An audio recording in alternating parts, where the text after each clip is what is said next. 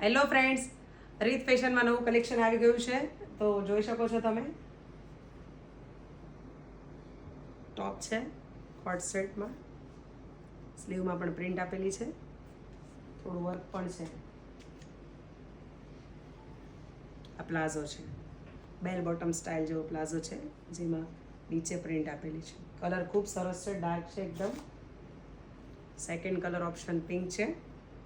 જોઈ શકો છો અહીંયા વર્ક છે, અહીંયા પણ થોડું ધાગા વર્ક આપેલું છે. અને આ પ્લાઝો